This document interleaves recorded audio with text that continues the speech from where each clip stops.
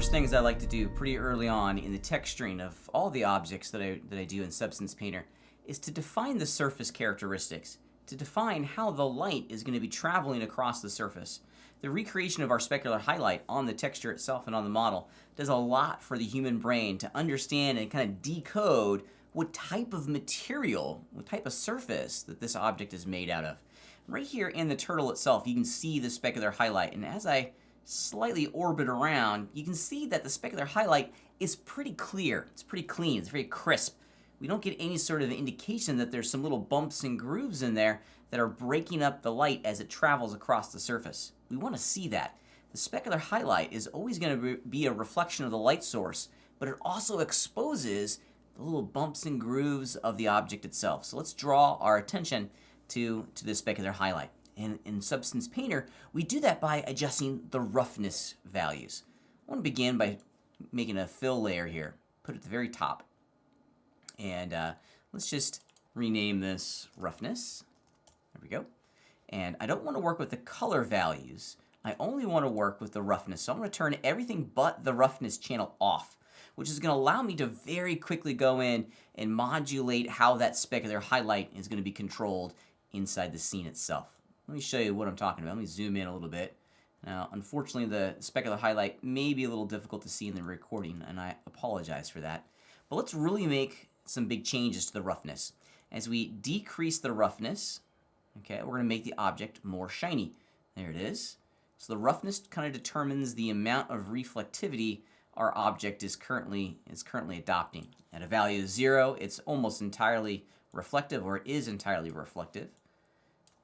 If we increase this the roughness values closer to 1, we start to blur and soften all of those reflections.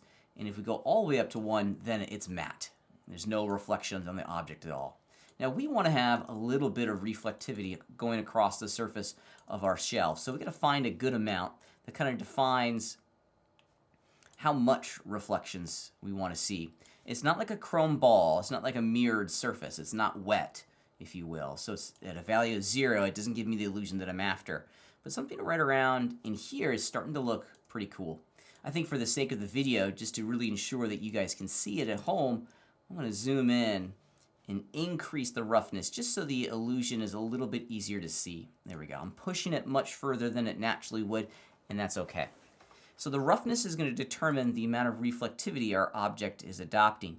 But we still want to break up that reflections with some sort of image that produces the illusion of little bumps and grooves and scratches across the surface of our object. And we can do that quite wonderfully by loading in a texture into the roughness channel itself.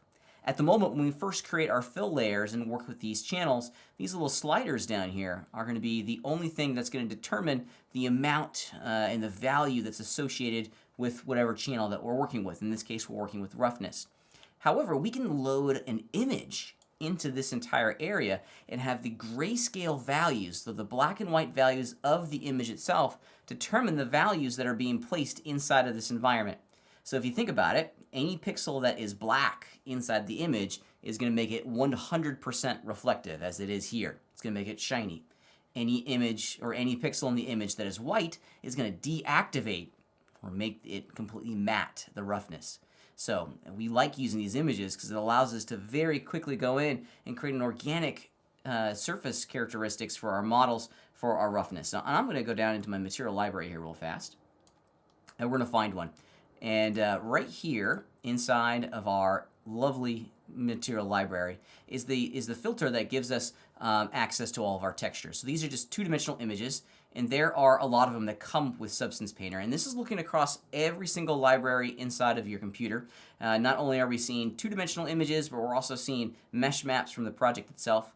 One of the things that we could do, and I apologize, it's getting cut off by my body, but in the right-hand or left-hand side of the library here, under Starter Assets, there's a section called Procedurals. And I like working with these procedural images, so we're filtering our library now just on the images that are computer generated. And that's pretty neat, because we can very quickly find an image that's black and white and is controllable. I really like these procedurals, and I'm going to find one in the list. This is where we get to be a little bit creative. And I'm going to try grunge, dirt, scratched. And I don't know what the result's going to be. The cool thing about this system is that we get to try it. So I'm going to take the image, I'm going to select it from my library, and I'm going to drag that image into where it says roughness right here. Not on the slider, but the word. This is like an image well, if you will. We can load in an image right there, and your cursor is going to change to include a little plus sign. And now, if you look very carefully, you can see the power of that. We're using the black and white pixels of the image to determine and modulate the specularity and the roughness channel of our object. And it's starting to give me the illusion that there's some sort of surface characteristic that's breaking up the light pattern as it flows across the model itself, which is pretty great. I like that. That's a good one. I like that. And of course, we can shop around, try different effects.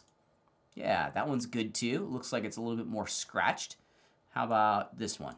Let's just see what it looks. And the cool thing about a turtle shell is that there's going to be a lot of small bumps and grooves in the object. So a lot of these grunt textures are going to work just perfectly. I think I'm going to load in the first one because it was just really easy to see the impact of all of this. If you're ever curious about what the actual roughness channel looks like, as a reminder, in the upper right-hand corner of our material, or of our viewport, we can look at each of our channels. So if we go into the roughness channel, here is that image being overlaid on top of our object, and we can see quite wonderfully what it looks like, and it's looking pretty great. Procedural images inside of Substance Painter are fantastic for this type of work because naturally we can go in and we can make some changes. There's some changes that all the procedural images have. One's called balance. This is going to change the grayscale, the number of grayscale values inside of the image itself. We can push all of those gray values to black, or we can push them all to white. Okay, I'm going to put it right back in the middle.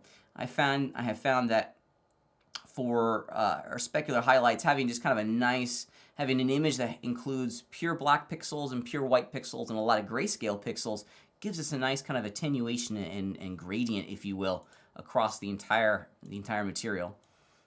Going back to the material viewer itself, you can see the effect of changing the balance live in person, and it's pretty cool. I'm gonna have mine kind of right in the middle somewhere. That's making me real happy, so I think I'm gonna dig that. Another thing that you can do is invert it, and at times these images are not going to necessarily give us the effect that we want.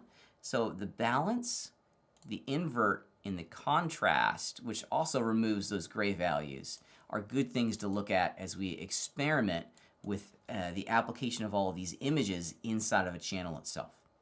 Yeah, I'm liking that. I'm going to put the contrast back to what it was, and I'm going to invert it because I think I like the initial result. Looking good. Now, in addition to roughness, we can also create the illusion of surface bumps and height through the height channel. Now, you could, if you wanted to, definitely easily go in and create another fill. Call this one height. Deactivate everything but the height channel in the properties. This is cool. This is a great way of working because now we have one layer who has a singular responsibility across the entire turtle shell. This is a great way of working. However, we can combine both of these, make our system a little bit more efficient by returning to the original fill layer that we just were working with. And I'm going to activate the height channel, which is going to expose that channel to us inside of our properties. And once again, we're going to load in an image into our height channel. Let's do it real fast. Let's do, oh, I don't know, how about grunge brushed? Whoa, cool look, but super intense. I like the result that we're getting here, but as you can see, it's just turned it into this really wild stair step. So how do we go in and modulate and affect the intensity of these height channels? It's really easy, and it involves going over into our layers palette. Unfortunately, we can't do it in the properties anymore. That little slider that we saw previously is now gone. When we're working with images and we're flooding entire sections of our models with these images, we now have to look at a slightly different method of reducing the height channel. Inside of our layers stack itself, right now, we're looking at all of the base color information for all of our layers. If we were to go into the height, now we're exclusively looking at the height information that's being applied to all of our layers and the opacity of all of our height channels for each individual layer. So I'm going to reduce my opacity of just my height channel significantly. maybe to something like 1 or 2. Ta-da! Pretty cool, huh? And now we're starting to see, I'll maybe put it up a little bit higher. I can see that it's getting to be a little bit more difficult to see in the viewer. But the larger point being here is that changing the opacity of the height channel itself is going to allow us to modulate the intensity of that channel. So we change it in this pull-down menu. Base color is the default. If I want to go in and change the opacity of our roughness channels to increase or decrease its intensity, or the height channel for that matter, we can do that and then just change the opacity of the layer that we're working on. This gives us a tremendous amount of control in defining how all of these channels are going to work together to give the illusion that we're after. When working with our textures, having access to all of these procedural images and to be able to flood and fill large areas with an image really goes a long way in defining our surface definition.